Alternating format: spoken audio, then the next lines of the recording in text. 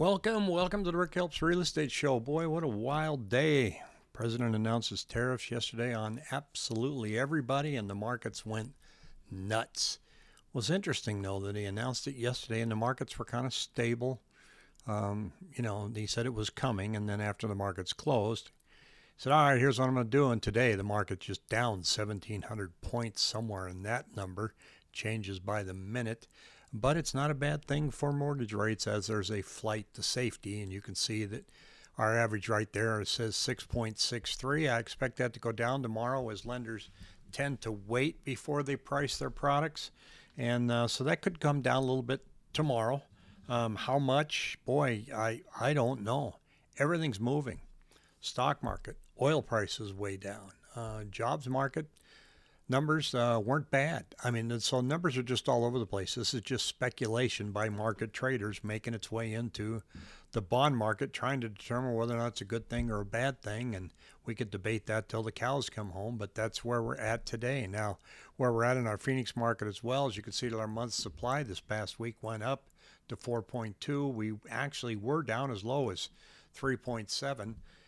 As the word normal gets tossed out, normal is considered between 4 and 6 months of supply. So we are knocking on normal's door until we look at the Cromford Market Index, and we're going to see that that's quite different. Now, you can see that the average list price per square foot did go up just a smidge here, way lower than it was in 2024, but that needed to happen. And the reason that needed to happen was, as I've explained before, the average sales price that you're seeing, we're not declining by double digit.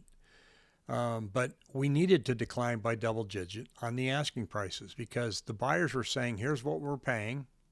And the sellers are saying, we're way up here. And so buyers are going, come on down. I'm ready for you.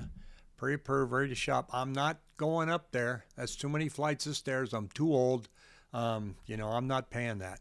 So that's finally starting to adjust. It's finally starting to get closer, and as it gets closer, it gets more favorable for buyers, and you can see it's reflected in the number of price changes, price cuts that we have per week.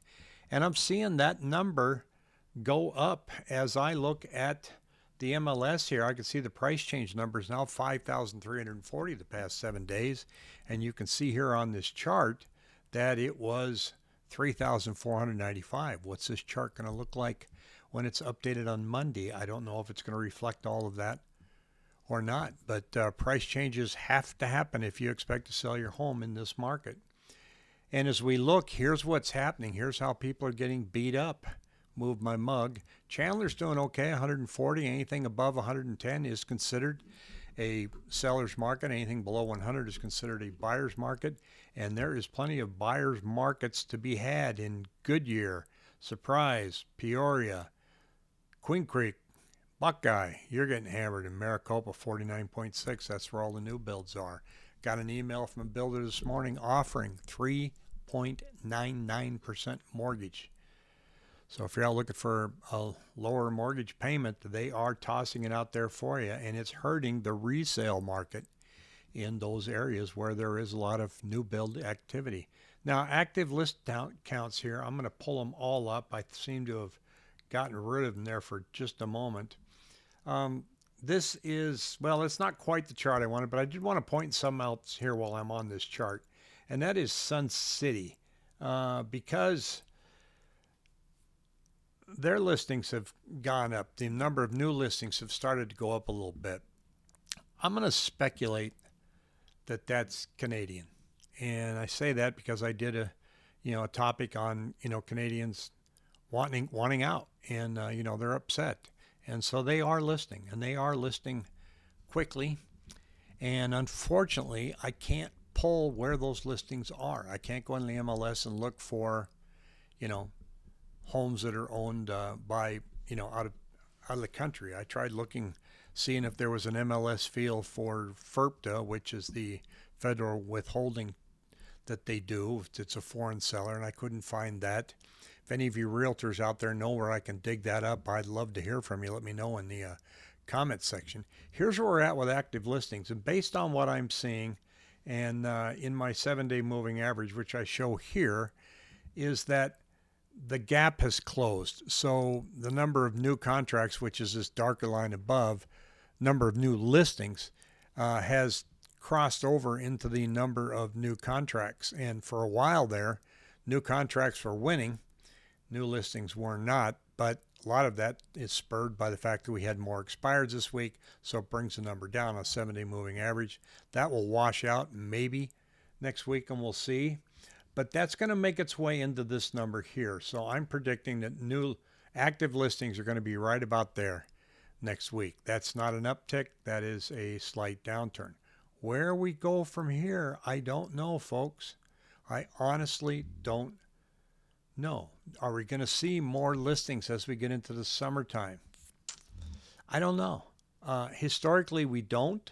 I think that historically, we tend to see most of our new listings go up now, and we're hitting almost 25,000, but it's not an alarming number. It's certainly higher than what we've seen on a percentage basis, kind of freaking a lot of people out. We're up 40, 50%. Yeah, I remember when listings were around 4,800 and people were shouting at these headlines saying that they're up by 37%, and I said, we need them to be up about 370% in order for us to get back to normal. So I don't know where summer's going to get. I'm hedging my bets, waiting till the end of April and then see. And then I'll come out and go, okay, here's a trend. Here's what I'm seeing. But for now, with the volatility that we have, the fact that expired listings went up, but they didn't spike to the extent that I thought they would, I can't make a call on the summer listings and summer pricing. I can make a call for the next 13 weeks that says the softening of asking prices is going to continue, and the Cromford Market Index is going to continue to slide ever so slowly, and it is in what we call a buyer's market. Now, if you're out there and you're a first-time home buyer, you're shouting at me from the rooftop right now saying I still can't afford it, and I get it. We haven't had that kind of relief that's going to get you into the market, and I don't know when that's going to happen. Those of you that want the market to crash are waiting and seeing if that's going to happen, and that's going to be your moment of glory. I don't see that happening anytime soon either. A lot of talk about recession and a lot of talk about potential growth. The job market's good. Despite all the doom and gloom and the talk and the headlines and all that stuff, the job market numbers are good. Yes, there's a lot of federal layoffs, but the overall job numbers for the United States that have been coming out aren't bad. So while the experts are out there trying to predict where we're going to land, I'm not going to jump into that bowl of soup yet until I see some numbers in the Arizona real estate market that can let me point in a general direction.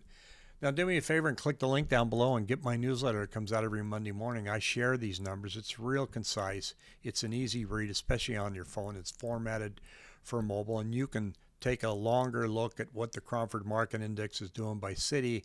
I've got mortgage rates in there. It's got commentary, and then I offer you my opinion on the bottom. That itself is just worth gold, and it's free. So anyway, that's where we're at in the Phoenix market today. If you have any questions, shoot me an email at rick@rickhelps.com. Take care.